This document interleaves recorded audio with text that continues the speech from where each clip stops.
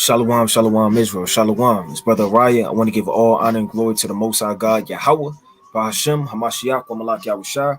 Another strong shalom to all of the mighty brothers that go out there and labor on the highways and byways, making their body living sacrifice. In the rain, the tumults, the demons, the uprises, the uproars, they're out there standing 10 toes down for the name of the Lord. Another strong shalom to all of the mighty brothers that are not out there as of yet, but building themselves up, reading, praying, fasting, taking notes, doing everything they can do to put themselves in a position to shake the hand and wake up the hopeful elect.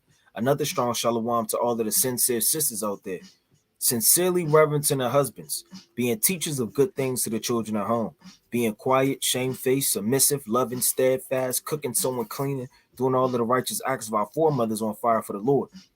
Another strong shalom to all of the mighty Akwaf that are not married as of yet, but they're building themselves up, reading, praying, fasting, doing everything they can do to magnify the Lord in the ministry. Another strong shalom to all of the children in this thing, abstaining from all lust, concupiscence, and peer pressure, standing 10 toes down for the name of Yahweh Bashem Yahushua. And last but not least, another strong shalom to the whole entire nation. On fire, zealous, sincere, reading, shaking a hand, being diligent, going into the prophecies, not making excuses, doing everything they can do to magnify our Lord, Yahweh Bashem Yahushua, man. It's going to be an in-depth breakdown on dreams, hallucinations, visions, sleep paralysis, demons, spirits, and all of these different things that men, women, and children deal with every day, man. So when you come into this truth, you get more of a spiritual understanding of things that you didn't know in the world. In the world, you say things like coincidence. Oh, it was a catch-22. Fancy seeing you here. No, everything is set up from the foundation of the earth, man. They'll call it like sleep paralysis. They'll give it all these hypocrisis names and all of these big things, and they'll throw science all on it. But it's really demons. It's really spirits from the third heaven that trouble man as he sleeps by night, man. And the more spirit you are, the more you're gonna understand these things. Let me get this real quick. Let me share my screen. And let me know if brothers and sisters could see it through the script. So I can bear with me. Let me know if you can see my screen through the spirit. Give me a strong con if you can see my screen through the spirit. Well, are we going to dive straight into it? Let's go to the book, right, of Genesis. It's the mighty book of Genesis, right, chapter 41, and I'm going to start at verse 32. Right, and it reads, it says, and for that dream was double unto Pharaoh twice. It is because the thing is established by God, and God will shortly bring it to pass. So understand how the Most High moves with visions, dreams, trances. That's all very important. You have to know the Most High as much as he allows you to know by the precepts, man. You can't be whims off your mind and think that every dream you have, every vision is of the Lord, man. Because it's not. You have demons that creep into your mind, that give you your lust desires, that tell you to play the lottery, tell you to leave your husband, tell you to get another wife, tell you to quit your congregation, tell you to buck up, you understand, against your husband, or God knows what. Or this dream was of the Lord, therefore I should go and do this. You done messed around and moved. Now you're in North Dakota without a job, trying to figure out counsel, because you moved on your own understanding in your own belly by a false dream. And the Lord said when he gives a dream, he's going to give it twice. A lot of brothers that have seen dreams about prophecy, vision, World War III, the end of the world, they've seen these things multiple times. You dreamed about chariots multiple times. You dreamed about salvation multiple times. You dreamed about Yahushua multiple times. Maybe be the disciples, whether it be how the Lord's going to come back and destroy the nations, how the Lord's going to uplift you. I done heard thousands of dreams by brothers, man. I heard two brothers I know had the same exact dream about me, man. Hey, I've had a dream more than once. I mean, I've dreamed things that actually came to pass in somebody's life. So the Lord uses men as a pawn for his will. And you have to understand, too, dreams are spiritual. The Lord may be using you just to get to her, or maybe using her just to get to him, or whatever the case may be. Because you may be too stubborn. You may be too strong-willed, and your mind isn't right, and you have demons, and it's overshadowing your judgment. So the Lord has to use somebody else. How does the Lord speak to you? by visions, dreams, prophets, and in the ancient world, the Urim and the Thummim, cast the lots, prayer, right? All of the counsel, all of these are ways to directly get close to the Most High. Let me read this real fast. It says, and for that dream was double unto Pharaoh twice. And the Lord can use anybody. He could use a heathen. And the Lord raised up Cyrus, so-called the great. The Lord raised up Pharaoh, man. The Lord could raise up anyone. Balaam, right in the book of Numbers. So the Lord could use anybody at any given time to have his purpose to stand. It says, it is because the thing is established by God, and God will shortly bring it to pass. So the Lord isn't going to be slack with a vision and a dream. Let me get this real fast in the book of Numbers, the 12th chapter. It's the book of Numbers, chapter 12, and verse number 6. And he said, hear now my words. If there be a prophet among you, I, the Lord, will make myself known unto him. So yeah, the Lord makes himself known by the precepts, right? The Lord makes himself known by the precepts. He makes himself known by the dreams and different things. But on a deeper level, man, when the Lord actually shows you something that's going to come to pass, that's him directly getting close to you, making himself known unto you. The Lord doesn't reveal himself to everybody and will speak unto him in a dream, man. So the Lord may speak some things to you in a dream. You can read about that in Job, the 33rd chapter. And the Lord said he speaketh once, yea, twice, yet man perceiveth it not. You got to ask yourself, when the last time I had the same dream? When have I heard somebody else have the same dream as I've had? When have I had a multiple witness about a matter multiple times and I took no heed to it? Now, people in the world, they'll see 44, right? It'll be 144 and they wake up 144 in the morning to get something to drink, right? And their boss may say, yeah, my favorite player is 44 on the floor. You saw, damn, that's kind of linking up. Right? Then you hear a damn rooster outside. Sound like you're saying 44, you start losing your mind. You start going with your instinct. That's in the world. That's folly. Your grandma said, I've been playing these numbers for 15 years. Right? 44. People are superstitious. You can read about that in the book of Acts, the 17th chapter. Everybody's superstitious. Ears itching, but everybody's stubborn to understand when the Lord is speaking to them. Huh? The Lord speaks to you every single day. You're just too stubborn, too rebellious, too foolish, or not wise enough to perceive it. It's the book of Job, chapter 33 and verse 14. For God speaketh once, yea, twice, yet man perceiveth it not. Think how many times the Lord spoke to you, and you thought it was just somebody homeless. You thought it was just your mother rambling on. You thought your wife should have stayed in her place. You thought your husband was just saying the same thing he always says because he's strict. No, that was the Most High speaking to you. In a dream, in a vision of the night, when deep sleep falleth upon men. The Lord said deep sleep. That's spiritual because you have stages of sleep. Now, I'm going to go into this real fast. You got different stages of sleep. I don't know if brothers notice, but you got so-called 4 stages of sleep. They call it NREM. The types. You got the type of stage sleep where you're around 1 minute to 7 minutes. You kind of in your blanket, kind of snuggling all up, trying to find your position. Right, kind of dancing in the sheet, trying to make sure you are nice in position. You may flip the pillow 3 times. You may look out the window. You may make sure all the lights out. Right, you may kick your leg out, have that little leg kicked out from the covers. That's that stage 1, man. Stage 2, 10 minutes to 25 minutes. You may hear a voice or something. Your damn daughter run to the bathroom, kind of wake up and turn over for a second. You hear your wife on the phone talking to her mother, right? You may hear a couple of things. You kind of light sleeping. Then you enter into a stage 3 sleep. So each stage gets deeper and deeper and deeper, causing you to be able to be at comfort, relaxed, and causing you to dream. The more time you have to sleep, the deeper it is you could fall into sleep, man, in stages of it. You understand? Now you have 20 to 40. Now you can make a nice little nap in by then, man. You may go to work, may get off work, have your little break, maybe an hour, maybe 30 minutes, maybe a 45-minute break. You know, you do what you got to do. You may read three precepts, may read a book, whatever case may be. You understand? Call your wife, call your husband, check on the brethren, and get a little nap in.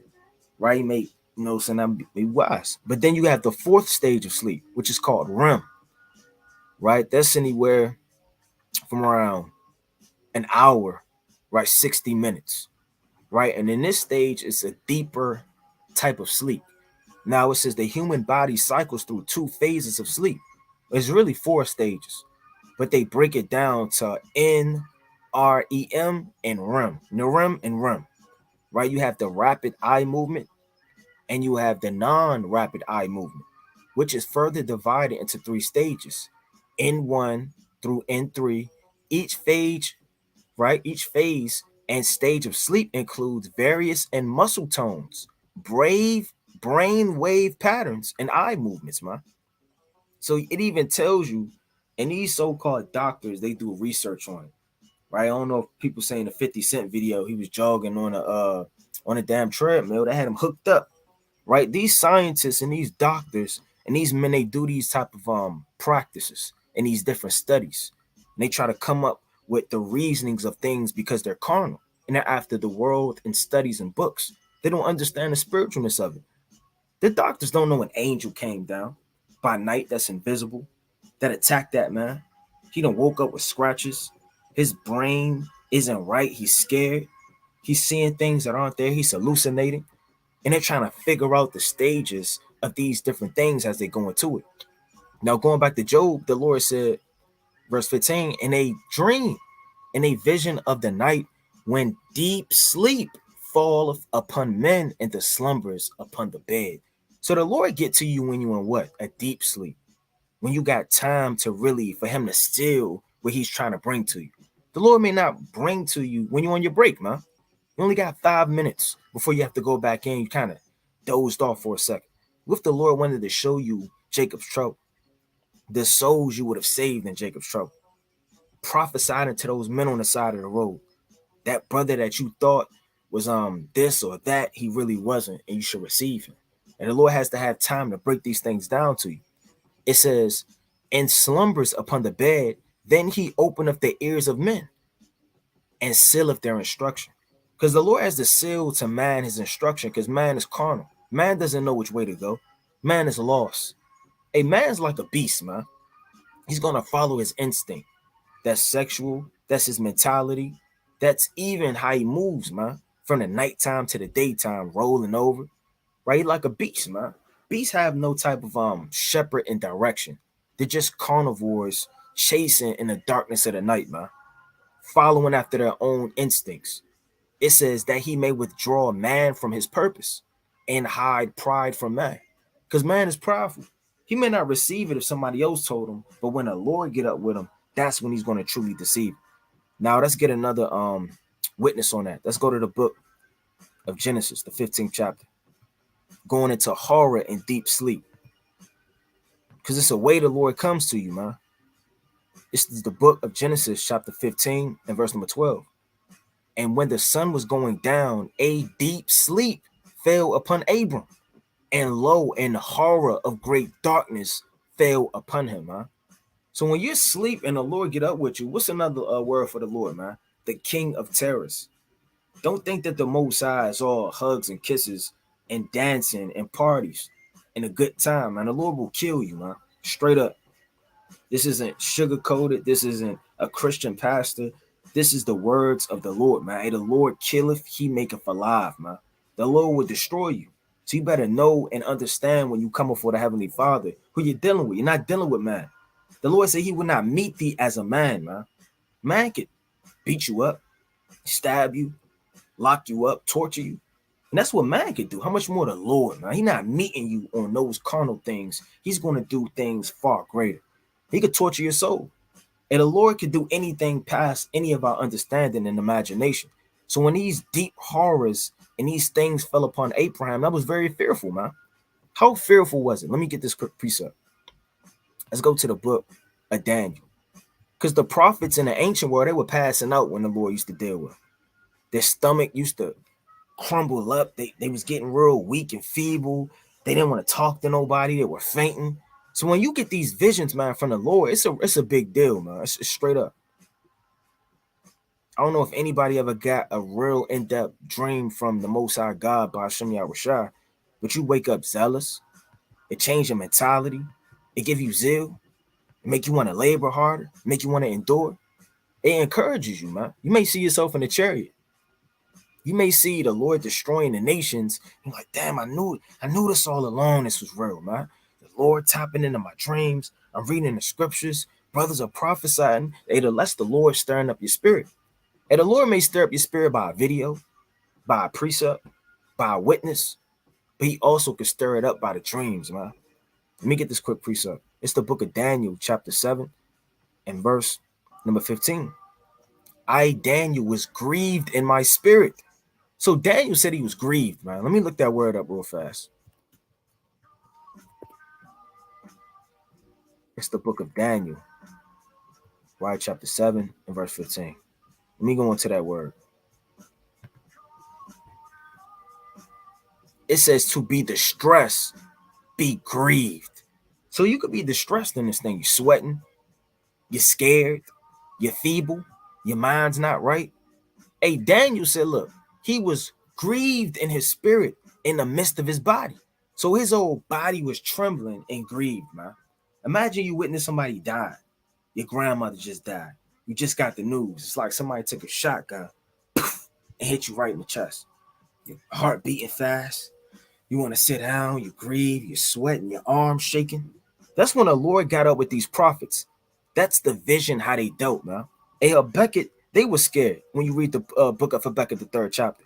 Lord was out angry with the mountains and the seas. What did they do? He was shaking. It says, and the visions of my head troubled me, man. So Daniel was troubled. Ezra was troubled.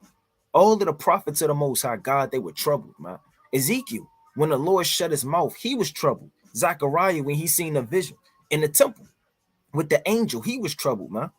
So when the Lord show you things like Abram and that dark horror fell upon him, right, verse 13, and he said unto Abram, know of a surety that thy seed shall be a stranger in the land that is not theirs. You can't read this like a Moabite, man. You can't read this like a Japhite. You got to read it for what it is. Know the terror of the Most High. Know how in the stage of sleep he was in a relaxation, how the Most High tapped into his spirit and spoke in the Hebrew and said, he said unto Abram, know of a surety that thy seed shall be a stranger in a land that is not theirs, and shall serve them and shall afflict them 400 years. So when he came to Abram, man, it wasn't a damn nice dream, man. It was a horrible vision by night. Let me get this quick precept, man. Right? Let me go to the mighty book of Genesis. Let's go to Genesis chapter 20.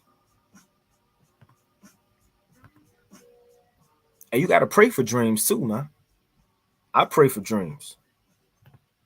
I pray that the Most High gives dreams, man. It's the book of Genesis, chapter 20 and verse number 3. But God came to Abimelech in a dream by night and said unto him, behold, thou art but a dead man, for the woman which thou hast taken, for she is a man's wife. So imagine the Lord bringing to you in your judgment, man.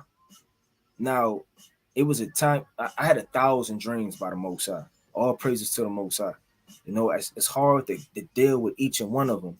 But from being chased by demons, from World War III, right, to Jacob's trouble, right, to seeing, Yahweh Shai come in the air with the angels, right, to seeing chariots, from fating a death, man, in my dream, from perceiving it was from the Lord, man. So when the Lord get up with you in that dream, it's fearful. So when he said, thou art but a dead man, you have to see how his bones were shaking. Jumping down to verse 6. And God said unto him in a dream, yeah, I know that thou didst this in the integrity of thine heart. And what if this voice in your mind is getting real in depth, right? You went to sleep. You was going to wake up and commit adultery, man, the next day. Or you went to sleep because you was planning on smoking weed that weekend or going to the club. Or you premeditated thinking about going off and wasn't going to follow the Most High anymore because your spirit was getting feeble. It was getting weak and you couldn't endure. Whatever the case may be, you premeditated that and you went to sleep by night and the Most High visits your voice and he knows all your doings. How can you deny the Lord, man? How can somebody deny the future? How can somebody deny prophecy? How can somebody deny something that is above yourself, tapping into your subconscious mind when you have no control over it, telling you what's going to happen before it happens, and then it happens, man. That's the Most High. It says, I know that thou didst this in the integrity of thy heart, for I also withheld thee from sinning against me. Therefore I suffer, so like it suffer I not to touch her, man. Now therefore restore this man his wife, for he is a prophet, and he shall pray for thee. So the Lord told him the future in this dream. Now this man didn't say, wow, F it, man. I'm gonna do my own pleasure. I'm gonna do what I have to do, man. It is what it is. No, even heathens listen to the Lord. If the Lord tapping to you. How much more to elect, man? How much more to men, women, and children that know this truth? You have to start to grow a high level of discernment in this truth. Know what's folly, know what isn't folly. Know what's spiritual, know what's carnal. Know what's right, know what's wrong. Know what's righteous, know what's wicked. That all comes with a prudent mind of the Lord. If a heathen can do it, which is a beast of the field, how much more the men and women of God, man? It says, and thou shalt live, and if thou restore her not, know that thou shalt surely die. Thou and all that thou art, man. So like you art thine, man. So the Lord said he was going to kill him, his own family, destruct his old town. The Lord was going to get rid of him if he didn't do what he said in that dream. And imagine if that was you, man. If you don't stop bucking up against your husband, I'm going to torture you until you don't have any limbs left. You keep disrespecting your wife, I'm going to break you down, man, and put you in a wheelchair. Hey, what if the Lord came to you, man? If you continuously keep doing this sin, I'm going to give you over to it. Then you kind of see yourself in the world in your dream. You coughing, you change raiments, kind of looking for weed in your dream. You're back around your old way and your old friends. Y'all laughing and joking. And the night before, you had fringes on, man. You was on fire. You was reading. But then the Lord showed you what's going to happen if you refuse to listen. If you refuse to be on fire. If you refuse to take heed of the counsel that he's giving you, what your latter end is going to be. Right, let me get this quick precept. Let's go to the mighty book of Job, the 7th chapter. Right? It's the book of Job, chapter 7. And I'm going to start at 13. It says, when I say my bed shall comfort me. Because your bed is your so-called safe place, man. Right? Even Naomi said, mark well his place in the book of Ruth, the 3rd chapter. Whether that be his lazy boy, right? His couch, his bed. Every man has a little place where he just kicks it and cools it, man. That's even with beast. Your dog may have his little dog bed. You shout, where's Tony? Tony? Right? You looking for Tony in the cut, man. Right on his dog bed. So even beasts have their little dens and their little places and their little holes. How much more man? So man has his bed that's just supposed to comfort him. That's where you get relaxation from. A nap, rest, comfort after a long day. My couch shall ease my complaint. Then thou scarest me with dreams and terrified me through visions. So you have certain people that'll snap you into hypnosis. That hypnosis is a state where your mind slips into a trance. And the trance is nothing more than a vision. The Lord did that in the book of Acts, the 10th chapter. The Lord did that in the book of Numbers, the 24th chapter. Right? The Lord does that all throughout the scriptures, puts man into a trance. And you've been in a trance 1,000 times, man. You may not perceive it. You just drive. Just wake up at your destination. You see your aunt outside waving. Hey, come on out of there. You sit, damn, when did I get here? Looking like, damn, I mean, was my foot on the pedal the whole time? Did I push brake? Brother, he was in a trance, man. Yeah, the Lord was guiding you as you were dreaming and in a state where you couldn't have a subconscious mind, man. The Lord said he scares these through dreams and terrifies these through visions, so that my soul chooses strangling. Job said the dreams that the Lord put upon him were so strong, he wanted to strangle himself and kill himself, and death rather than my life. So that got to be some serious dreams. Because when Job was catching hell, let me get this quick precept.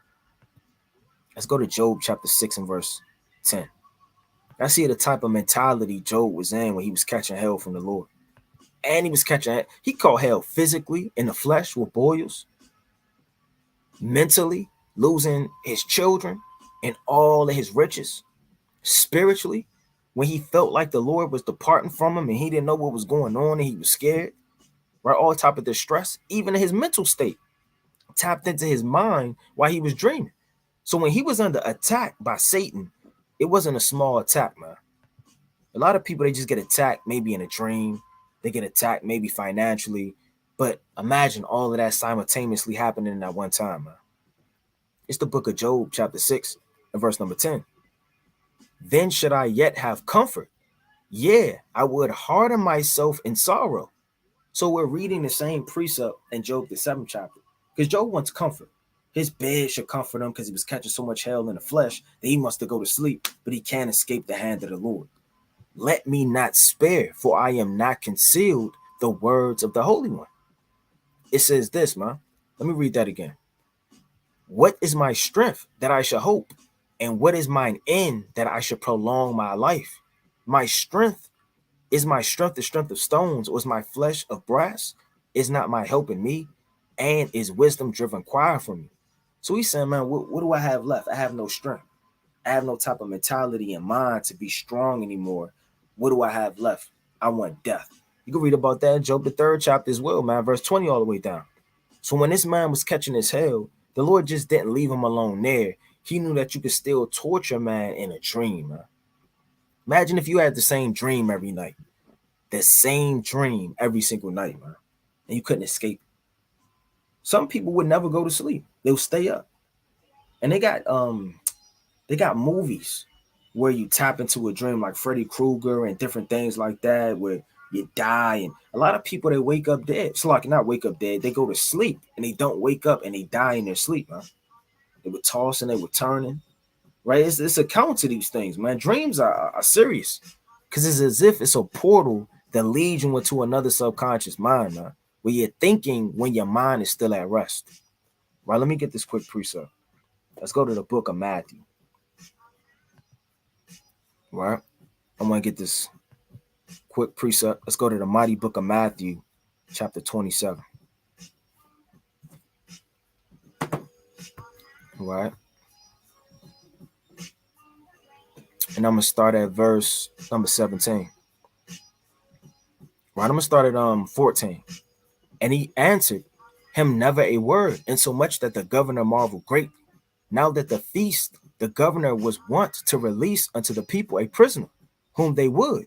So he was going to release one of them, Barabbas, right, or Yahushua. It says, and they had a noble prisoner called Barabbas. Therefore, when they were gathered together, Pilate said unto them, whom will ye that I release unto you, Barabbas or Yahushua? Which one do you want? Which is called Christ. For he knew that for envy they had delivered him. So even Pontius Pilate knew that the Jews delivered up Yahushua because of envy, hatred, jealousy. When he was set down on the judgment seat, right, the purgatorium, his wife sent unto him, saying, hast thou nothing to do with this just man? For I have suffered many things this day in a dream because of him. And even Pilate's wife said she was suffering many things of him in a dream, man. That could have been thinking she was going to die.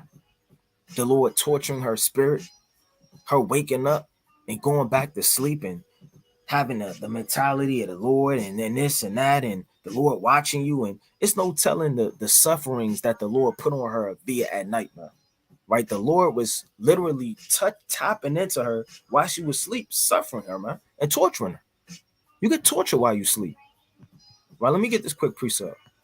So, like this quick point. Now you got different types.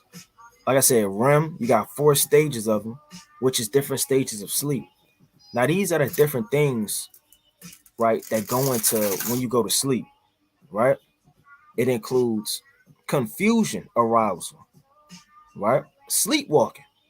So you got to have a spirit hop on you and you start getting up and start walking. And you just start going places, man. You go to the store, right? Sitting up there, aisle 5, where is this? No, I want that. Right? You're having conversations. You're sitting up there, you on the side of the road, you're in traffic.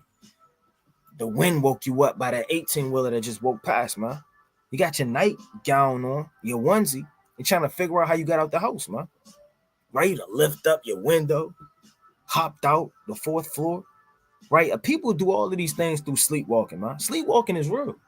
It's not something in the movies. There are actual accounts of people sleepwalking, man. Imagine how sleep you have to be and how possessed spiritually you have to be to where your body's moving in a state of not relaxation. That's possession. And you're getting up and you're not at rest and your body's on the move. You can't ask the Lord counsel which way you should go. That's in the book of let me get this quick precept. That's in the book of Judges, the 18th chapter. And the Lord said, ask counsel whether our way shall be prosperous. So whenever you go somewhere, you're supposed to ask the Lord whether your journey should be prosperous or wherever you're going. You don't just get up and just start doing stuff. Yeah, let's go to North Dakota. Let's go to Kansas tomorrow. Let's go to Florida. No, you're supposed to beseech the Lord, figure out the matter, and then move. This is the book of Judges, chapter 18 and verse 5. And they said unto him, ask counsel. We pray thee of God that we may know whether our way which we shall go be prosperous. So you can't even beseech the Lord when you're in this type of state, man. You're just getting up, making moves. You got night terrors, which are sweats, claws in your backs, things that you're seeing that you think you're seeing that may not even be there. Sleep-related sexual abnormal behavior. You wake up unclean. That's even in the law. Right, let me get this quick precept in the law. Let's go to Deuteronomy chapter 23. These are all spirits, man. The Lord said that thou may knowest how that thou oughtest, right, sanctify that soul. Let me get this quick precept real fast before I go to the law. That thou shall rule over that vessel with sanctification and honor, man. So if you can't even rule over your vessel in a state where you can't be spiritual, it's as if you're possessed. It's as if these spirits have control over you because you're in a state where you can't control it. Because didn't Joseph get up and leave? Didn't he flee and leave his garment in her hand? What if in a dream you can't leave it? It's not like you could just type that code in 777 and then you wake up, man. There is no secret door in your dreams.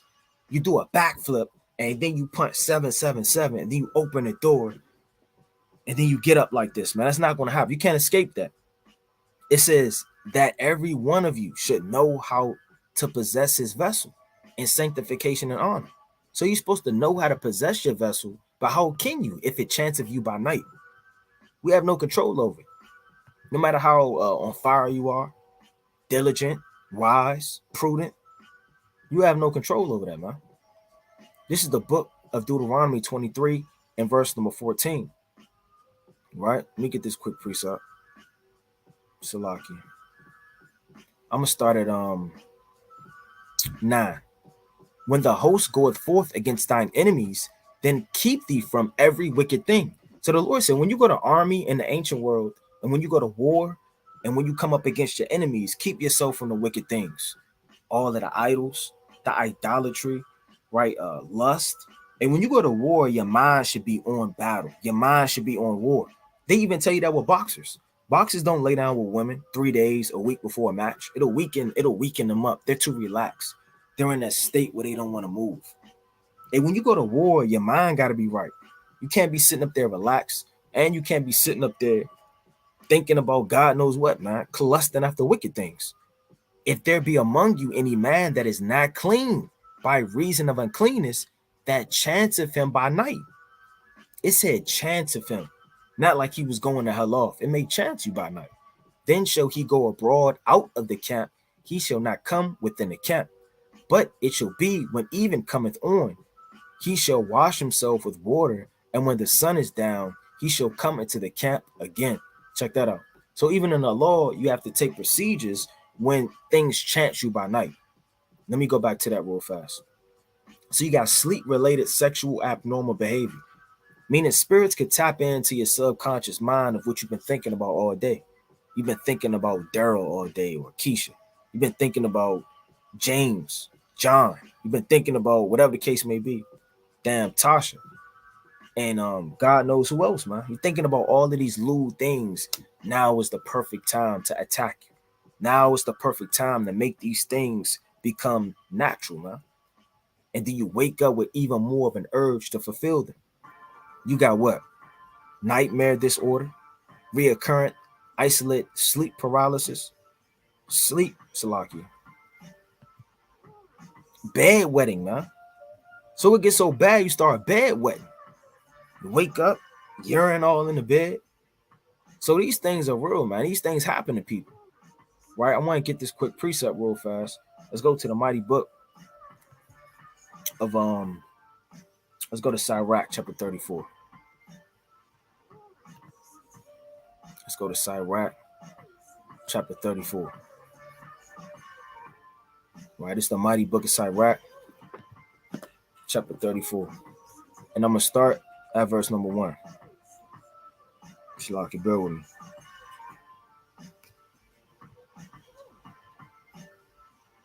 And it reads, the hopes of a man void of understanding are vain. So if a man hopes in something without any understanding, he's vain. The Lord's not dealing with a hope and a thought that's not of the Lord, because it's a vain hope and desire.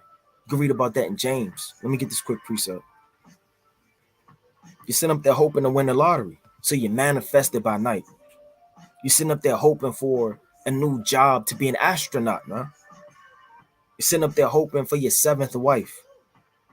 Right? This is the book of James, chapter 4. In verse 3. It says, I'm gonna start at 2. Ye lust and have not, ye kill and desire to have, and cannot obtain. Ye fight in war, yet ye have not, because ye ask not. Ye ask and receive not, because ye ask amiss, that ye may consume it upon your lust, man. A lot of people only want something because of lust. They want to, they're praying to the Lord, they get this new job just so they can afford this new car. They're praying to the Lord, they get XYZ just to consume it with their lust, man. The Lord's not dealing with that, and he knows the true intentions of your heart. So a man void of understanding that thinks upon things that are vain, it says, and false, and dreams lift up fools. So dreams going to lift you up, man. A lot of people may dream, man, that, maybe I should. Maybe I should be a prophet. Brother, it's your second week in the truth. Maybe I should grab the posters, man. Maybe I should go out there, man. What's stopping me? You go out there and get put to flight, man. Make the ministry look bad. Don't know any questions or answers to anything profitable to magnify the name of the Lord. Can't cut down doctrines. You're just carnal, man. You don't want to just have a dream. Hey, somebody told me in a dream, I don't even know if I should say this, right? But I perceived, no, I'm not even gonna say it. A brother had a dream, something happened, and he said I was in it, and this came to pass, and I perceived the spirit hopped on him to overtake me and to have me puffed up. So you may have a dream. I'll give another example because I don't want to use that. A brother may have a dream that you're the elect, or a brother may have a dream that you're the 10,000 of the 144,000, whatever case may be. Brother may have a dream that you were right next to Abraham, Isaac, and Jacob in the kingdom. Now, you don't want to have these dreams puff you up. Now you skipping days of reading. Now your heart's up here, your mind's all the way up here, but your meekness and your lowliness is right down on the ground with the ants and the damn urine and the dried up bubble gum, stains, and God knows what else. So you don't want to let a dream uplift you to destroy you. That's not always talking about playing the lottery or getting a new house. Something that's good, it could still overthrow you, man. You got to be wise. So it's like whoso regardeth dreams is like he that catcheth at a shadow. Because you can't fully catch a shadow. So why can you really regard a dream? You may have, out of all your dreams, you may have like 20 dreams. And out of those 20 dreams, you may have 3 to 5 that are spiritual. Maybe 7 at the most. You can't regard every dream, and you can't catch a shadow. You'll for always be trying to catch it. You will never perceive unto it. And followeth after the wind. Because you'll never fully catch the wind. The wind's always on the move. You can never catch a shadow. Just like if you regard a dream that's not really of the Lord, you'll never really obtain what it is that you're looking for. It says the vision of dreams is the resemblance of one thing to another, even as the likeness of face to face. What does that mean? Meaning in a dream, you're with Peter and y'all catching a Greyhound. Y'all going to go see John. Then you finally get off the Greyhound and John has to take you right on a taxi, right, to go see Nathaniel. And y'all go see Nathaniel. And then Nathaniel, he has to get on this mule, and he beats this mule all the way down, right, till you get to Cornelius's crib. It's just going from here to here to here to here. It's all over the place. You can't keep up, man. Now you may be a dungeon in a dream. Then from a dungeon, you go through a door, and now you're outside, and it's a sunny day. So these dreams, it's like a resemblance of one thing to another. It changes like that. So you have to be spiritual when you're trying to discern these dreams. And two, you don't want to disregard every dream as well, too, and put that disclaimer out there, because the Lord speaks in code. Maybe a fish, then this fish, he jumped in the water. Then that fish jumped in the water, it spurred off to 3 fish, and something else may happen. Spiritual, you have to say, okay, well, what does sea mean? What does fish mean? What does the sun mean? When everybody was being carnal, that Joseph had that dream, Jacob regarded it, man. He held that close by him. He didn't disregard it like the other sons. So you want to be a spiritual man that regards it. Doesn't mean you have to listen to everything, but you have to regard it. You have to take prudence on what this may mean and what this actually could be going into. It says, of an unclean thing, what can be clean? And from that which is false, what true can come? Right? Divination, soothsayings, and dreams are vain, and the heart fancieth as a woman's heart in travail. So your heart's gonna fancy like a woman's heart in travail, man. Your heart's gonna fancy after every whistle and every gold and every necklace and every woman and every helicopter and every dream. It's gonna fancy it after it. Your heart's easily gonna be deceived by a dream. Is what it's saying. Let me get this quick precept. Let me hold that. Let me go to the book of Sirach. Matter of fact, let me go to Ecclesiastes, the 5th chapter.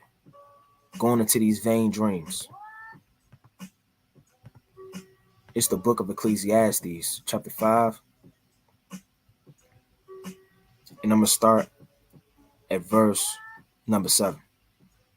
Right? And it reads, for in the multitude of dreams and many words, there are also diverse vanities, but fear thou God. So in a multitude of these dreams that you're going to have, you're going to be overthrown by some of them, huh? Now, what are the symptoms of sleep paralysis? Going into it, man. Now, I want to go to Job, the 4th chapter. Because sleep paralysis is what the so-called white man is going to call it. He's not going to be spiritual. He's not going to go inside of the precepts. He's not going to give the understanding of the Most High God. He's going to give you signs. Now, we have to take the meat and spit out the bones and not regard the wickedness and the mind control and the philosophy and doctrines that the so-called white man has created through all of his witchcraft. It's nothing but sorcery. But through his sorcery, just like any wise man would do, because like it says in the book of Daniel, the 28th chapter, thou art wiser than Daniel. He'll take some of the truth and mix in his philosophies and taints that water. He'll take the Bible, rip half the pages out and paint it white. So we have to watch this man. But you don't want to disregard everything the so-called white man says. You will be a fool. Right? This is the book of Job, chapter 4. And I'm going to start at number 12. Now a thing was secretly brought to me, and mine ear received a little thereof. Right? And I want to get this one quick thing too. There's something called, I'm going to butcher it. I can't really pronounce this. But there's something called Foreignness. Salaki for the pronunciation. I'm going to just say one, because I can't pronounce it. The term one describes a state where a person becomes confused about the distinction between reality and dream. So you may go to sleep, man, and keep dreaming that you and your coworker are really living some type of life together, man. She's your roommate. She wakes up, she cooks you breakfast. Right? You go to work the next day and give her a hug. Last night was amazing. What are you talking about? You know exactly what I'm talking about. Don't play with me. Your reality starts to get jammed up. You don't know what the hell is going on. She think you a bug out. She called the police on you. You're stalking. What? I mean, you was in my car log yesterday. What happened? Next thing you know, you got the straight jacket looking like this. They got that white background with those puffy pillows. And you just bouncing around trying to find where the window is, man. Because they done locked you away. It says, describes a state where a person becomes confused about distinction between reality and a dream, man. As if one, Salaki, as if he or she were living in a dream state, man. Some people just won't stop living in that psychological dream state of consciousness, man. Right? They won't leave it alone. It becomes their reality. You know, like that man that played basketball when he was younger. He never made the pros. He always dreamed about what would life be like. He has trophies of him in high school, trophies of him when he was then 12 years old. All of these different things, and you know, the little league, the ribbon with the number third place. It could have been first, but you know, Tony, man. You know, Tony, he shaved down my cleats, you know, when we were on break, right? And coming up with all of these damn lies. Let me get this real quick. It says a mental disorder, right? Often describes as a dream-like state that can lead to hallucinations and confusions. So a dream could be such a reality that it starts to turn into confusion. You don't even know if it actually happened or not. And that has happened to me when I was younger, man. Right? I thought something actually happened. You know, when I was a young man, very, very young man, I told my mother I jumped down the steps, man, because I really thought I did. I had to be very, very little, very young man. And in my dream, I remember like it was just I jumped down the steps. You know, I kind of made it. I kind of floated down and I went about my business, man. And I told my mother that. She was like, "You ain't float down the steps." And I was so strong-minded. And I said, I did it, you know, and I'm little as could be. They laughing me out. I really thought that happened. The older I got, I knew it was a dream. So you may have a dream or be in a situation where you think something is real, but it's actually not, huh? And that's a trick of Satan. The Lord isn't with hallucinations and demons and confusion. The Lord's not the author of confusion. So you have to perceive that lust isn't the only demon. Drugs aren't the only demon, and weed. You know, strife, debates, and all of these different things amongst marriages isn't the only demon. You understand? Hatred isn't the only demon. You have these trickery, sorcery demons in the third heaven that come down to manipulate the state of mankind, man, to overthrow them in a state where they're supposed to be at peace. Because when you think about it in the spirit, I won't put this precept. Yeah, that's really your only time where you can kind of escape the curses and when you sleep. You're not worrying about bills. You're not worrying about stress. You're not worrying about work in the morning. You're just at rest. But are you truly at rest? It's like you can't escape this wicked world and its sin and its lust. You can't escape it, man. The only time when you feel like you really just shut the whole world out for 8 hours, it's still under attack. That lets me know that this is hell, man. Let me pull this quick precept. It says, "Now a thing was secretly brought to me, and mine ear received a little thereof, and the thoughts from the visions of night, when deep sleep," there that word deep sleep go again, because the Lord is dealing with those stages of sleep, "falleth upon men. Fear come upon me, and trembling, which made all my bones to shake." So all his bones are shaking, man, and trembling at night. You may see a dark figure in your room. You may hear a noise, right? You may perceive that something's going on and you don't know if it's real or not. Am I asleep? Am I awake? Then a spirit passed before my face. So spirits are real. Don't think spirits are just invisible beings of fire. They just hop in you and then they disappear. No, there are spirits on the earth, man. People see spirits. Let me get that in the book of John. Salaki. Let me get this in Luke. Right? So you can see a spirit, man. How did Saul's servant perceive that Saul had a demon on him? You can know a spirit when you see a spirit.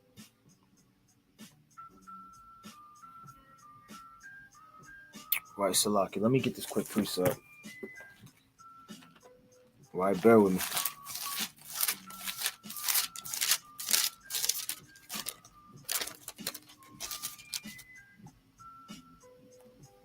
Right. I'm gonna start at 30. I'm gonna start at 36. Right, and it reads, "And as they thus spake, Yahweh Shah himself stood in the midst of them, saying unto them, Peace be unto you. But they were terrified and affrighted, and supposed that they had seen a spirit." So when the apostles seen the Lord, they were terrified when they seen him. Huh? They supposed that it might have been a spirit. And he said unto them, Why are ye troubled? And why do thoughts arise in your hearts? Behold my hands and my feet. That is, Salakia, that it is I myself. Handle me and see. For a spirit have not flesh and bones, as ye see me have. So he's saying, look, a spirit don't have flesh and bones, man. A spirit may come in the illusion of things and may hop down from this brother into this sister, and this sister back into that brother. So the Lord said, man, a spirit doesn't have flesh and bones. You're not going to see a spirit come out of nowhere. How are you doing? I'm Asmodeus from the third heaven. The spirit and demon that keeps apart marriages, and I roam the land of Egypt from now into the time of the Father. That's not going to happen, man. So these spirits, they dwell in darkness. Let me get this quick precept. Let me go back to it rather. This Job chapter 4 and verse 15. Then a spirit passed before my face. And we can't see the spirits. They're going before our face every single day.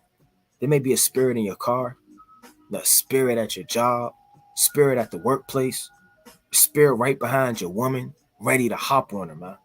If you say one wrong thing against the thing she loves, just pouncing and prowling in every last one of her steps, waiting for her to fall, man. Don't, when you read the book of Tobit, right, the 6th chapter, for a wicked spirit loveth her, man, and all that come into her. So wicked spirits love you. They know what you like. They're created to have a host and to dwell in you, man. That's why you got these movies with all of these demons of possession. Because the so-called white man, he just gains money off of the Bible. David and Goliath, all the children books.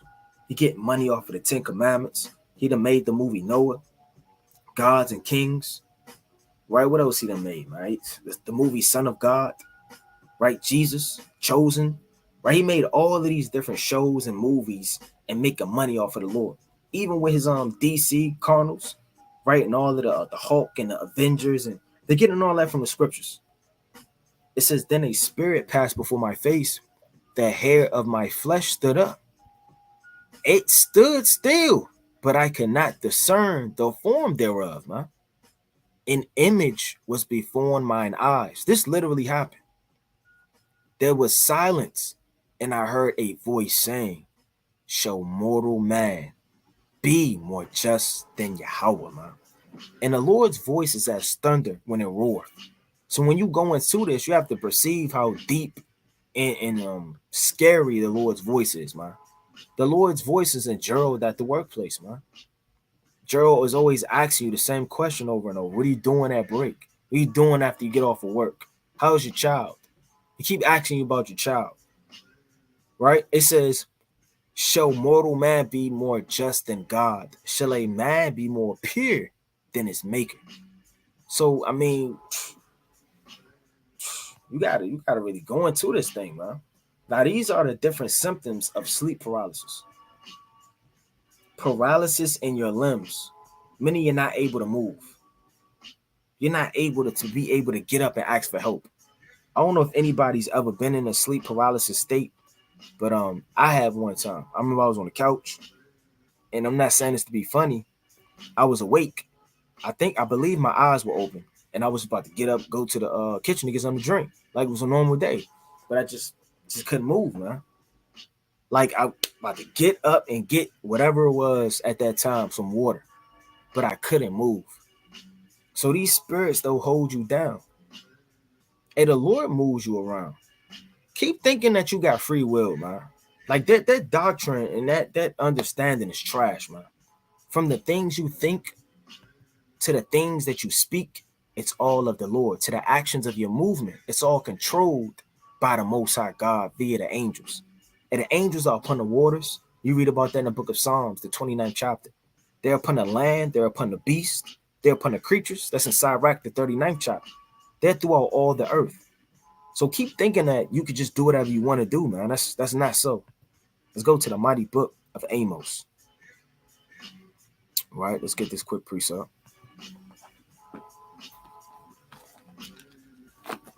Right? Let's get this quick precept through the spirit. It's the book of Amos, chapter 4, and verse 13. It says this: For lo, he that formeth the mountains and createth the wind, and declareth unto man what is his thought. So the Lord declares unto you what you're going to think. So you having a mind to serve the Lord is not of you. If it's up to you, you'll be doing your own pleasure right now. If man could do what man wanted to do, nobody would be serving the Lord. Everybody would make themselves an idol. And I don't mean a Caesar Borgias or a stone or a cross. I mean themselves would be their own idol. They would love Christmas. They would love their birthdays. They would love their own dreams. They would lift up vanities. They would lift up all type of folly and foolishness and vanity, man. It says, and declareth unto man what is his thought, that maketh the morning darkness, and treadeth upon the high places of the earth. So while you thinking it's wind and it's explosions and it's earthquakes and it's windstorms, that's the spirit of the Lord moving back and forth, which is the angels. The Lord, the God of hosts, is his name.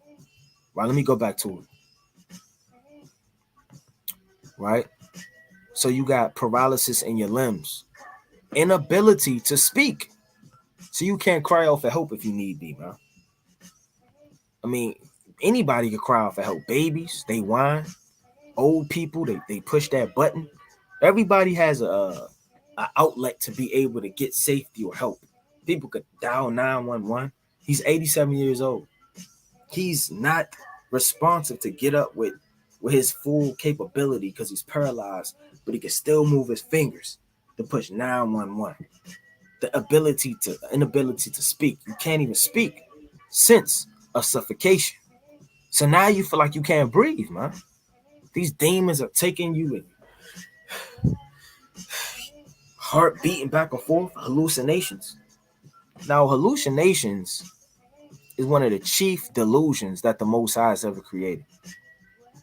Let me get this real quick. Right?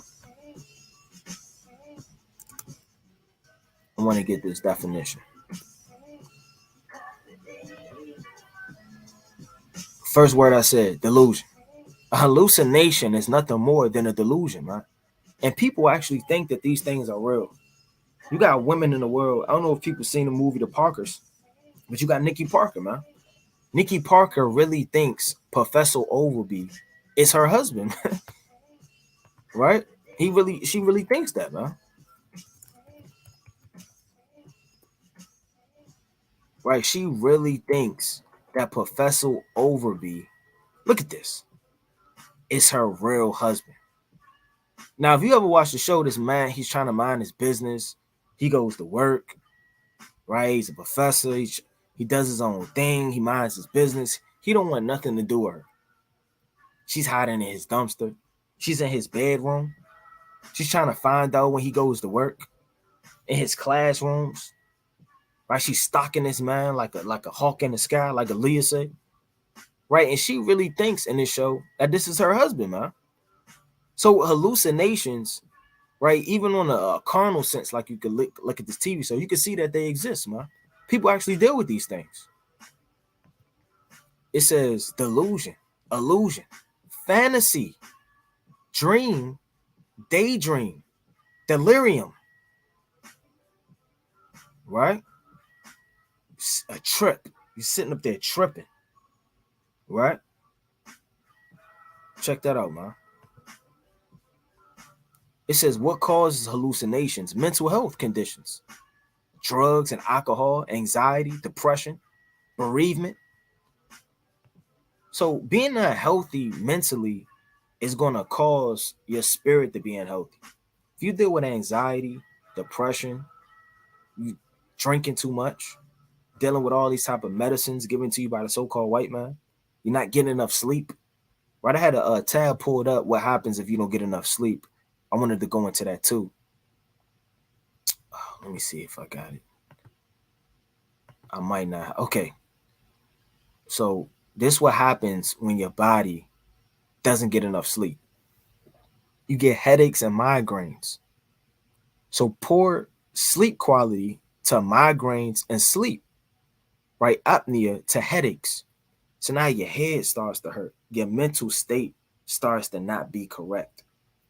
It's not what they would say focusing and working properly, right? Difficult learning. So when you don't sleep good and your sleep is affected, you can't learn. So you're trying to read the scriptures, you get sleepy. You're trying to read the scriptures, you can't focus, you hallucinate. You're thinking about what you're going to do tomorrow, or you start finding yourself scrolling on Instagram. You get an upset stomach. Right now, I'm looking at all of this spiritual because your mind should be on the ordinances of the Lord if you got a headache, and you shouldn't have no type of problems serving the Lord. Difficulty learning, that's nothing more than difficulty not being able to read. Stay focused on the Most High. Right, tummy, damn stomach troubles. Right, inflammation, bowel disease. You're getting colds. You're irritable and mood swings. Right, you're up and you're down. You bipolar, all over the place when you don't get enough sleep. When your sleep is affected, your whole spirit is affected. Your whole spirit is thrown off. You're irritable. Not now. Whatever. I don't care. Your damn 17-year-old daughter says she'll come back later on tonight. She's going to Tony's house. Whatever. Right? It said mood swings. It says deplete sex drive, poor vision, weight gain. So, I mean, all these different things, they overthrow you, man. I just wanted to bring out that quick point, going into hallucinations, right? And all of these different things. Right, let me get this quick point. Right, let's get the book of Second Ezra, chapter 10. Let's go to Second Ezra, chapter 10.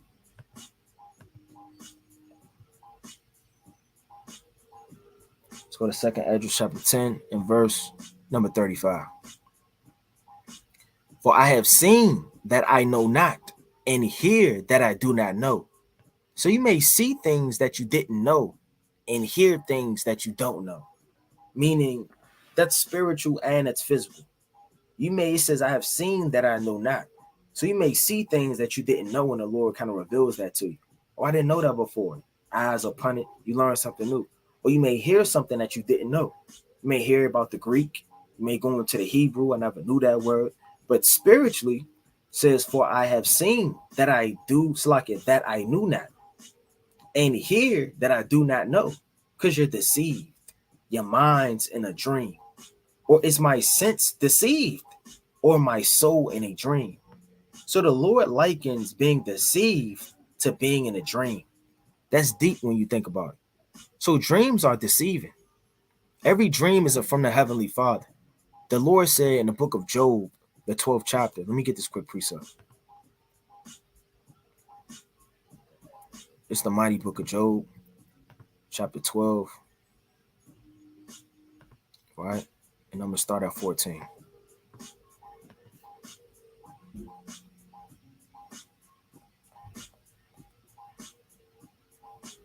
Right? And it reads, behold, he breaketh down, and it cannot be built again. So the Lord may break down your mind, and it can't be built back up again. You got certain people that get old, and their mind goes bad. That's the Lord. The Lord did that, man. It says, he shutteth up a man, and there cannot be, there could be no opening. So once the Lord shut you up, blow out your candlestick out, can't nobody open that back up, man.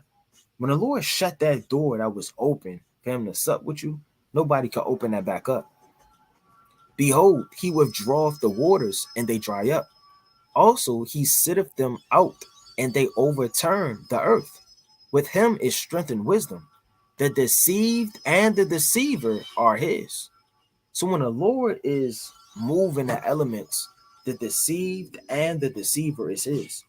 The Lord set you up maybe to get robbed, overthrown, via the hand of these evil angels which are really the angels that listen to the Lord, but for the sake of a term thrown upon them by what they do, you understand, to deceive mankind. The deceived and the deceiver are his. He leadeth counselors away spoiled, right? Like Hushi, right? When you go into the book of Samuel, with David and the council, Ahithophel, all of these different men, counselors get turned away spoiled. Like Haman, when he tried to overthrow the kingdom. When you read Additions to Esther, the 14th chapter, his whole point of coming into was to spoil and overthrow, that the kingdom may be turned, right, back to what? The Macedonians. It says, and he maketh judges fools. He looseneth the bond of kings, and girdeth their loins with a girdle. He leadeth princes away spoiled, and overthroweth the mighty. So the Lord will overthrow your mind, and will overthrow your title, your preeminence. He removeth away the speech of the trusty, and taketh away the understanding of the age. Your grandmother's getting old, the Lord's taking her mind from her. She's forgetting who she is. She's calling Daryl down the street, the junkie, her grandson. She doesn't know what's going on anymore, because the Lord has taken her understanding. The more you read about the fear of the Lord, the more you'll be of a mind to want to serve him blamelessly. The more careless you are about the fear of the Most High, the more presumptuously you're going to be to trust in your own mind and flesh, to do God knows what, and think it's not that bad. Oh, it's not that bad. I could get forgiveness. Or the Lord, he's very merciful. Or the Lord's not watching. Maybe tomorrow I can do this. Or XYZ. Not knowing at this very moment, at this very time, the Lord could destroy you, man. Let me read that again. He removeth away the speech of the trusty, and taketh away the understanding of the age. So when the Lord said in 2nd Ezra, the 10th chapter, or is my sense deceived? Or is my soul in a dream? Right, let me get this quick precept. Let's go to Isaiah chapter 29. Because being deceived, it takes a lot to deceive a man. Because you may think you're very smart, you're very wise. Oh, I know I know that that's wrong. Who you think you fooling? Come out of that trash can. I see you over there. Oh, no, it's the card on the left. You feel like nobody could deceive you, man. But the Lord could deceive you. Let me get this real fast. Let's go to the book of Isaiah.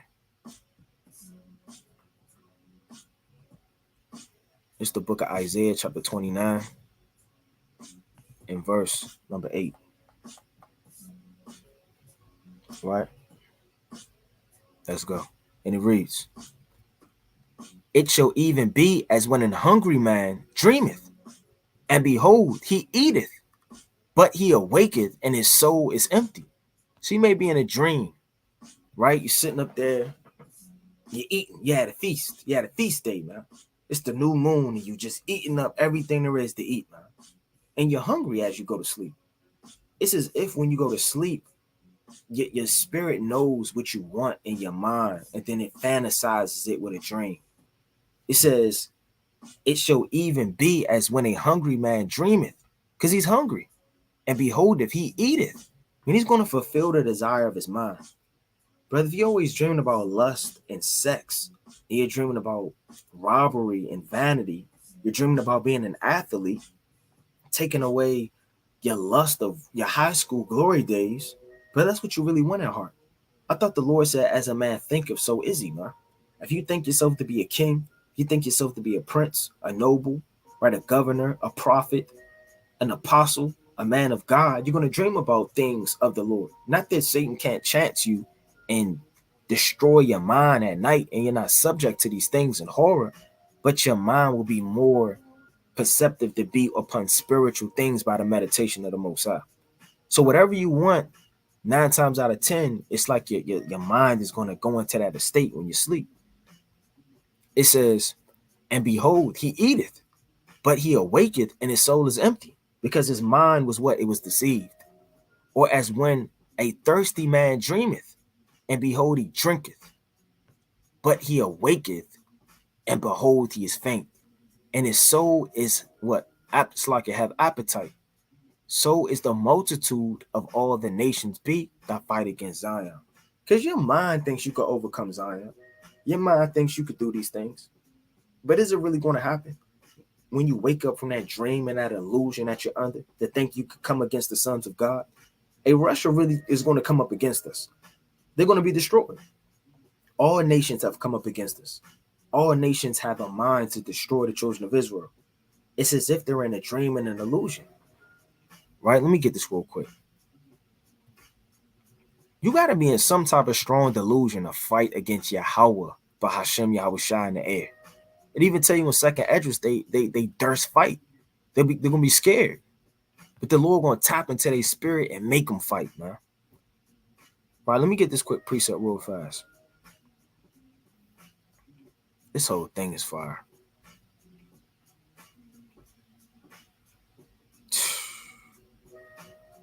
I don't want to read too much of this thing. But this whole thing is fire. I'm not going to read too much of it. So like it, bear with me.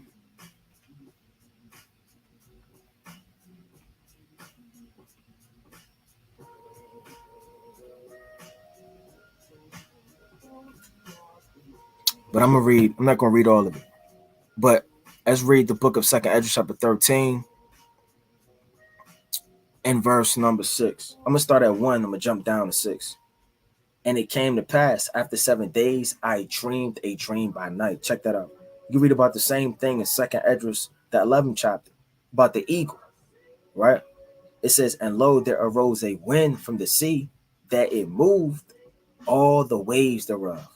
And I beheld, and lo, that man waxed strong with the thousands of heaven.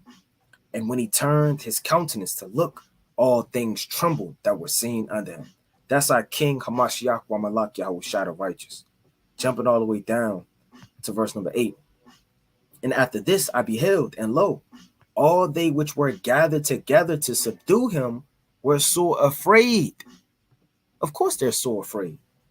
They see a big fathership coming out of the third heaven with warriors and bands of angels covering up the whole sky.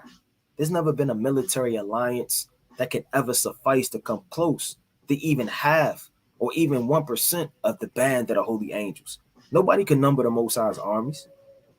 You got to be in some type of delusion to see all of that and yet durst fight. You're still going to fight. I've never seen a man, he's outnumbered 7 billion to 1.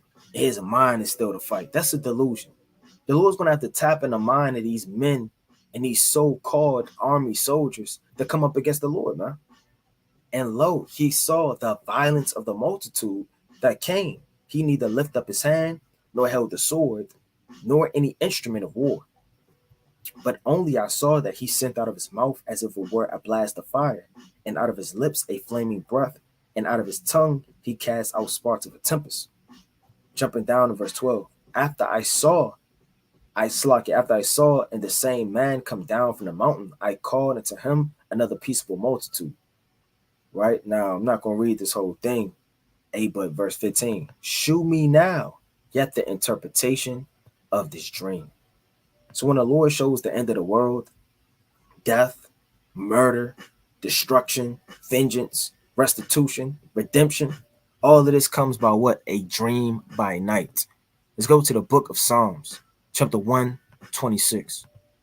Let's further explain this. Let me get this quick precept. Right? This is the book of Psalms, chapter 126 and verse 1. It says, when the Lord turned again the captivity of Zion, we were like them that dreamed. Meaning we couldn't believe all that actually happened. I mean, imagine, man, it's going to be like a movie, the climax of a movie. Now, when you're in the climax of a movie, this is what you've been waiting for the whole time. This is what you cut the movie on for. You didn't cut the movie on to see little Timmy get in a car from basketball practice, man. And he was telling his mom how all the little kids couldn't keep up with him as he twirls the basketball in the back seat, man. You didn't pay $20 to see that. And then the car kind of it sprawled on brakes. And his sister dropped the ice cream in the front seat. And the mom had to look as she was driving to get the stain out, man. Nobody cares about these miscellaneous scenes. Or that old white man walking in the background, going to the water fountain and get something to drink. No, we're waiting and watching this movie to see those highlights, those scenes that we've been watching in the previews, man. That we've been dreaming and drum rolling up to see this whole time. It says we were like them that dreamed. Then was our mouth filled with laughter. Because when we actually get up out of there, it's going to be like a fresher breath air. When the Lord actually delivers up the saints, and we're in the chariots, most high willing, seeing all of the vengeance and the destruction via our enemies. And our tongue was singing. Then said they among the heathen, the Lord have done great things for them. The Lord have done great things for us, whereof we are glad. Turn again our captivity. The captivity we're under, the American captivity, the Lord's going to turn that. Meaning it's going to be opposite from us being in a situation until us being out of it in the kingdom of heaven. It says, they sow in tears shall reap joy. They, Salakia, that goeth forth and weepeth, bearing precious seed, shall doubtless come again with rejoicing, bringing his sheaves with him. So all the things we've sold in tears, rape, slavery, all of these different things of a mental of being distressed, captivity. That's all harsh, man. But we're gonna reap joy, man, because we endured it. We went through that. We was tried through the fire. So when we actually get into that situation, the Lord says you're gonna be like them that dreamed. Let me get this quick precept in Second Ezra. The Second Ezra chapter 12, going into when Ezra was dreaming.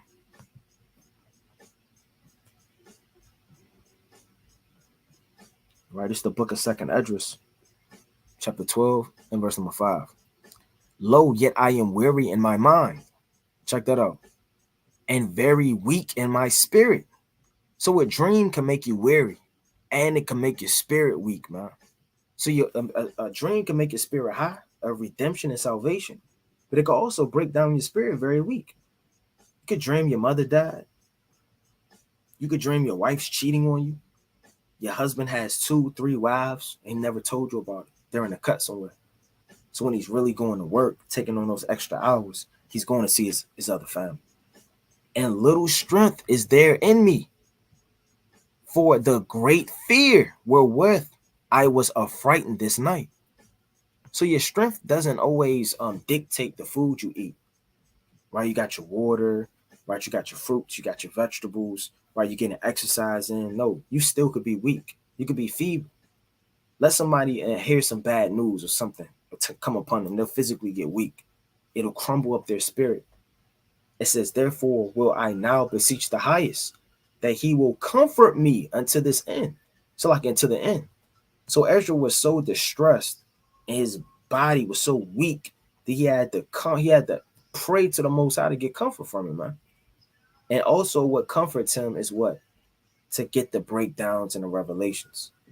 It says, and said, Lord, that bearest rule, if I have found grace before thy sight, and if I am justified with thee before many other, and my prayer indeed, right, be come up before thy face, comfort me then and shew me thy servant the interpretation and plain difference of this fearful vision that thou hast made us perfectly comfort my soul. So Ezra was so on fire that he wanted to get those breakdowns. I mean, don't just get a dream and just don't regard it. Ask your uncle. Hey, what do you think this means, man? I just came into the truth. I was reading about this Israelite thing. I'm even reading about it for about 2 weeks. I don't really know too much about it. They say we under curses or something. I had this dream, right?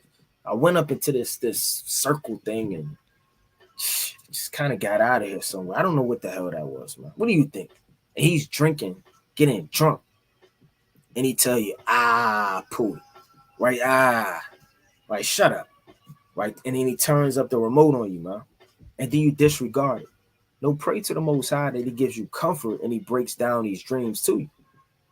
Hey, that was such a high thing in the ancient world that men had sorcerers, soothsayers, and men that broke down dreams in the kingdom of Nebuchadnezzar, right? When you go into the Babylonian captivity. That was such a high thing in the ancient world. These dreamers and these men that break down these visions and dreams, like Joseph and Daniel, that men were on their payroll. And they were in their kingdom to stand beside their kings at any given time if they had a dream or a vision to go to these sorcerers to break down the visions. It says, jumping to verse 10, and he said unto me, this is the interpretation of the dream. So the Lord gave that to him, huh? So if the Lord sees you fit, he'll give you that understanding of the dream that you had, whether it be by a witness, you understand, or whether him breaking it down to you, right? Just like that. Let's go to the book of Daniel, the 2nd chapter. Look at this quick point. Let's go to Daniel, the 2nd chapter.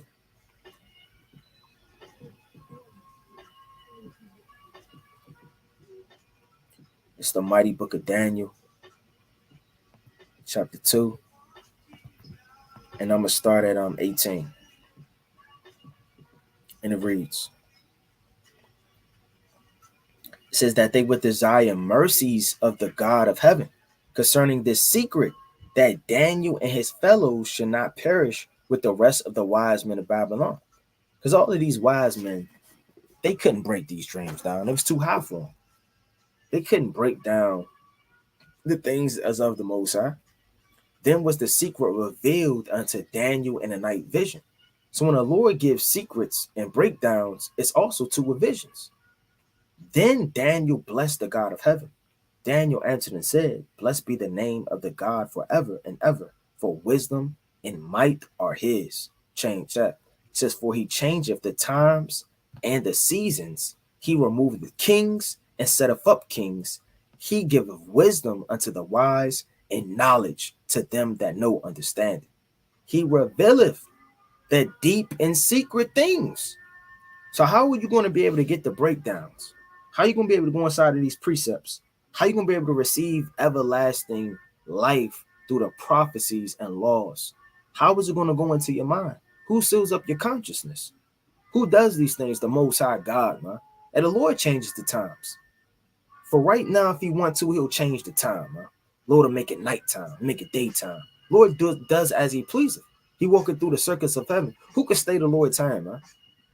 What counselors does the Lord have to come to counsel with a situation? What other God is there, man? Who does the Most High have to ask before he does anything? It says he removeth kings. He removed the Babylons, man, the Persians, the Greeks, the Egyptians, and he's going to remove Babylon. It says the daughter of Babylon, and set up kings, and he's going to set up the children of Israel. He giveth wisdom unto the wise and knowledge to them that know understanding. He revealeth the deep and secret things. He knoweth what is in the darkness, and light that dwell with him. I thank thee and praise thee, O thou God of my fathers, who has given me wisdom and might, and has made known unto me now what is the desire of thee. And that's one of the chief things you should want to pray that the Lord gives you.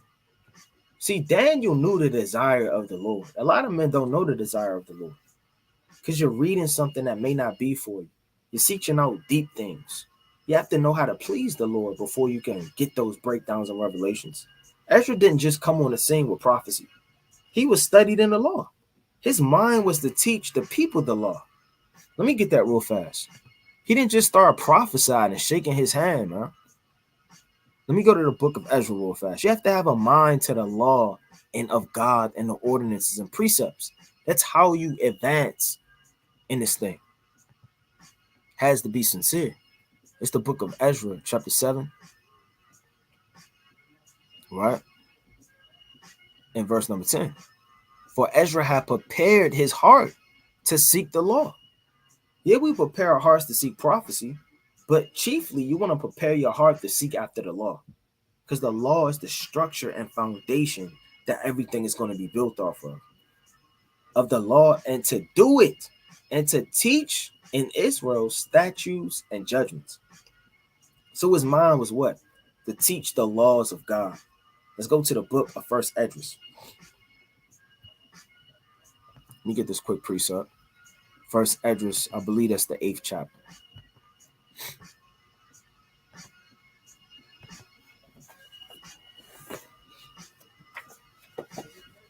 Let me get this quick precept. It's the book of First Ezra, chapter 8, verse number 7.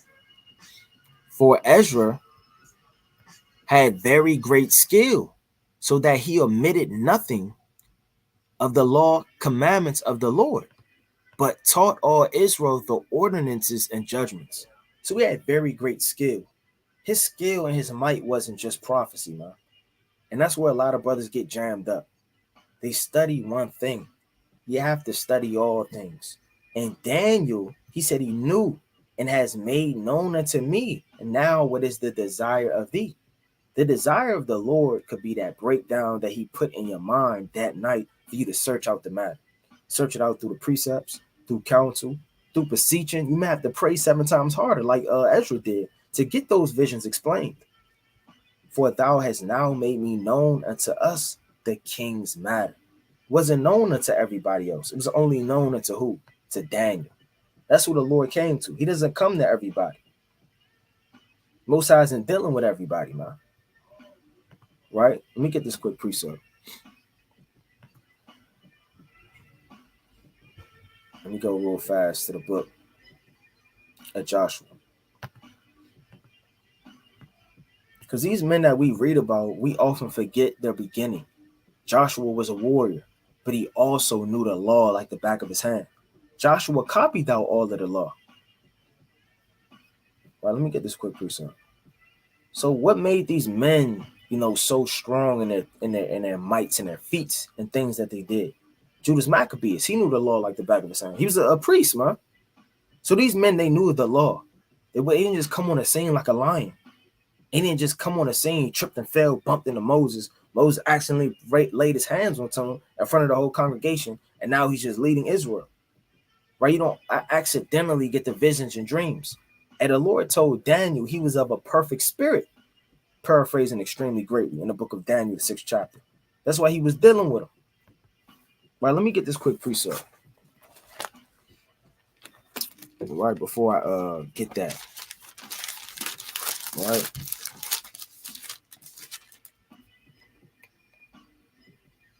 Let's go to Daniel chapter 6 and verse 22. So there were attributes about these men that had them to be able to do what they did. It says, my God has sent his angel and has shut the lion's mouth, that they have not hurt me. For as much as before him, innocency was found in me, and also before thee, O king, I have done no hurt. Meaning Daniel was perfect. He was innocent. He was a true lamb. He was a true sheep. He was true and he was innocent in the eyes of God. He wasn't malicious. He wasn't evil. He wasn't double-minded. The Lord isn't going to give man his purpose that has intentions, that just wants to tell him abroad to the whole world, just wants to prophesy. Yes, the Lord has showed me this night, as I had dreamed in a deep sleep, that thou, XYZ. No, man, innocency was in him. It was sincere. So the Lord is going to use sincere, diligent people, Israelites that are on fire for his name, to give the understanding and breakdowns to via night in dreams. It says, my God sent his angel. So the angels are the revelators, and they break down things. They're also called the messengers of God, and they come to you by night. You can read about that in the book of 2nd Ezra, the 4th chapter. Right? Uriah was always sent unto Ezra. That don't mean that Ezra was sitting up there talking to Uriah in the flesh. It was a dream. Right? Let me get this quick precept. I want to get this quick point. Right? I mean, there's so much I could go into. I don't want to get too deep, but it's this precept.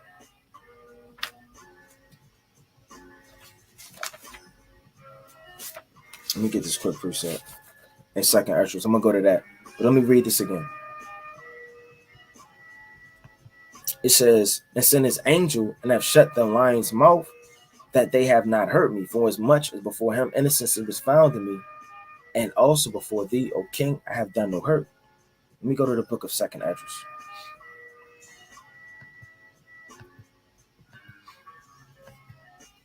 2nd Ezra, the 4th chapter.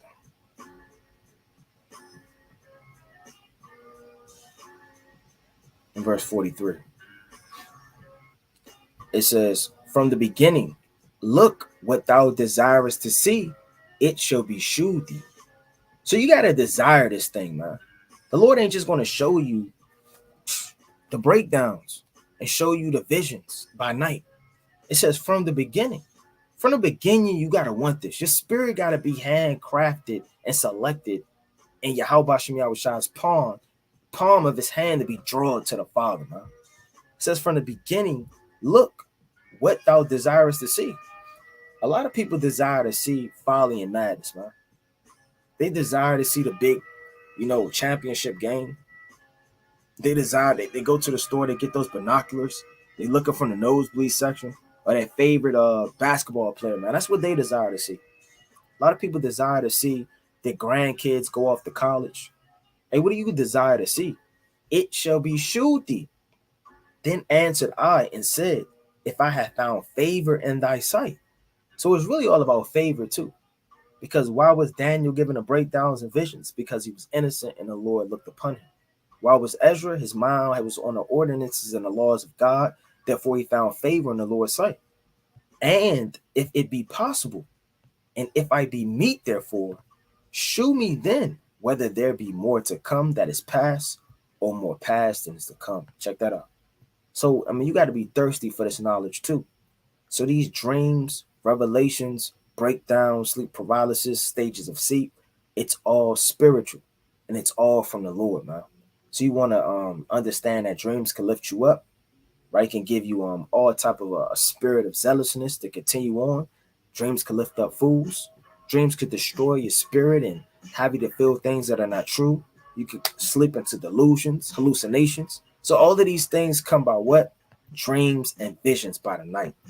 Well, let me get this closing precept. Let's go to Revelation, the 3rd chapter. It's Revelations, chapter 3, and verse number 2. Be watchful and strengthen the things which remain that are ready to die. So you know better than anybody what's dying on you. It could be your love for the Most High, your sincerity, your arms. It could be a lot of things that are dying off slowly in the spirit. You got to ask yourself, what am I doing, man? Am I really giving my mind and heart to the Lord? Am I being a hypocrite? It says, 4, I have not found thy works perfect before God. Remember, therefore, how thou hast received and heard, and hold fast. Hold this truth fast to you, man.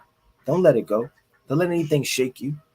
Everybody has problems and spirits and demons troubling them, man. Don't let that be an excuse. Nothing should slow you up or take you off the path of the shepherd that's leading you to everlasting life. It says, and repent. If therefore thou shalt not watch, I will come unto thee as a thief, and thou shalt not know what hour I will come upon thee. So if you're not watching and being diligent, the Lord's going to visit you like a thief, and he's going to blow out your candlestick. So with that, Most High willingness was edifying through the Spirit.